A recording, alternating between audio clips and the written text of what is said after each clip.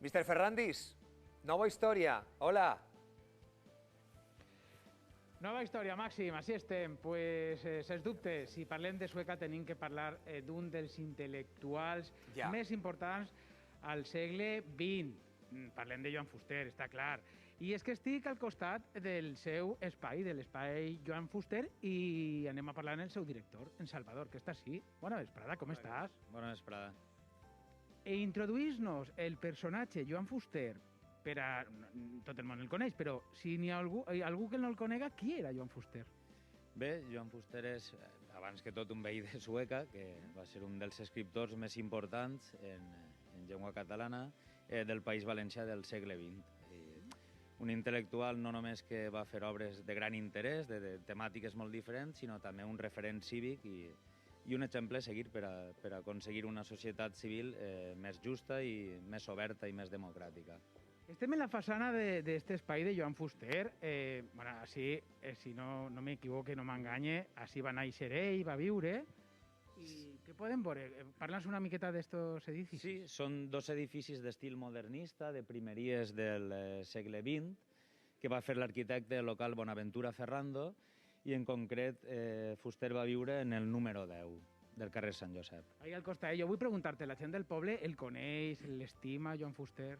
Sí, jo crec que sí. De fet, una de les coses que més ha contribuït a difondre ha sigut la creació de l'espai Joan Fuster, però hi ha el tòpic de que Fuster era una persona que vivia reclosa a casa i no és exacte, sinó que Fuster era una persona que tenia la seva casa sempre a disposició de totes les persones, independentment de la seva activitat que fos, sempre en una casa oberta, i Fuster es mantenia connectat al poble de Sueca a través de múltiples iniciatives i articles que va fer d'història local i va col·laborar va dinamitzar molt culturalment el poble. Ara entrem a l'espai per conèixer les seues obres i conèixer-lo una miqueta més de prop, però anem a veure este matí.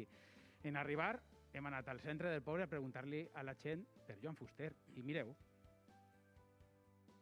Bueno, Joan Fuster era un escritor, ha sigut un escritor important de la nostra llengua. Que va ser molt important en el segle XX, va ser un gran assagista i... I era un home molt intel·lectual, i es feia de voler amb les persones. Va ser un home molt adelantat en les seves idees per escriure i és un referent de tot el que ell ha fet per Sueca. És un referent en el poble.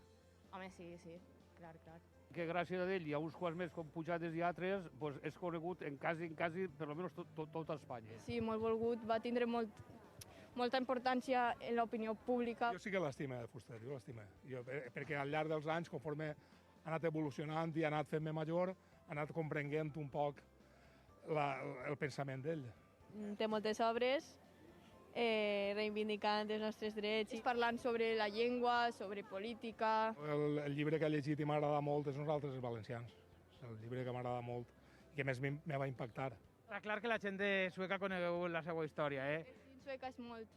Vull dir, el treballem moltes voltes a l'institut, a classe. Sí, ja li farem un monument i tot. I tota l'estàtua que li han fet a ell la tenien que fer doble. Quin vestíbul teniu així, eh? Sí, la veritat és que és una de les cases més boniques de Sueca, crec jo, i la gent que ho visita ho valora molt. La part interior de la casa, l'estil modernista, és en definitiva tot l'ambient que hi ha. Ahí, enfront meua, veig això. Ell era Joan Fuster. Sí, és un quadre de l'artista plàstic Artur Eras, que va fer en 2001, que es diu Fuster és a casa, i que juga amb el doble sentit d'això, d'una xumenera, de la que ix fum, que és la figura de Fuster, com volguem dir, Fuster és a casa, hi ha algú a casa.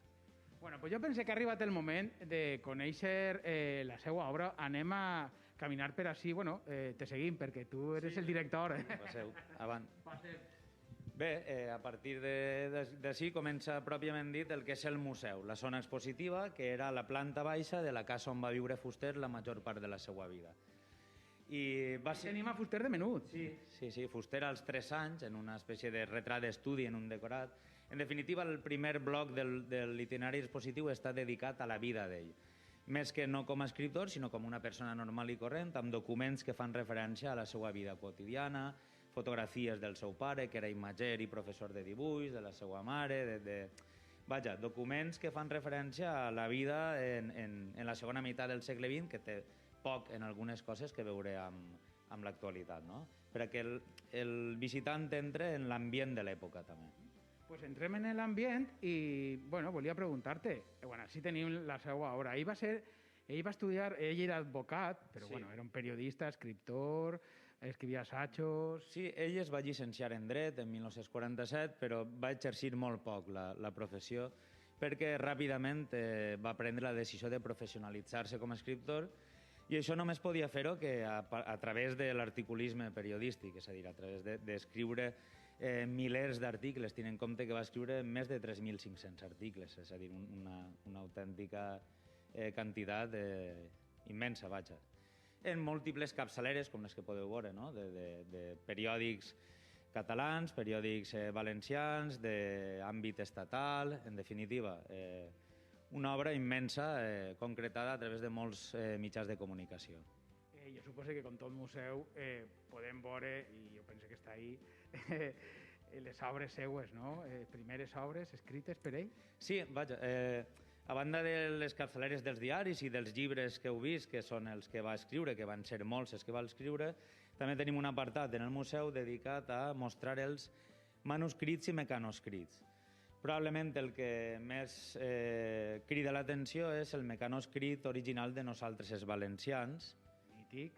Sí, que és un dels llibres més coneguts de Fuster i que, en certa manera, inicia unes noves vies de reflexió al voltant del País Valencià. Per tant, hem volgut tenir-lo present al museu. Salvador, moltes gràcies. Te deixo així, en este raconet que tornaré, perquè la veritat és que això se mereix una volta una miqueta més tranquil·la. Gràcies. I a mi m'agradaria acabar este directe, esta història des de Sueca, en Anabel. Diuen que per a comprendre i entendre un escritor el millor és llegir-lo, o en el cas d'Anabel, bona vesprada, serà escoltar-lo. Vos deixem en este, jo vaig a desaparèixer a l'altra història i vos deixe en un xicotet relat que va a llegir-nos. Moltes gràcies, Anabel. No tinc altra autoritat que aquesta, la d'haver-me apassionat fins l'obsessió per la vida i el destí del meu poble. Potser és l'única passió noble que reconec en mi.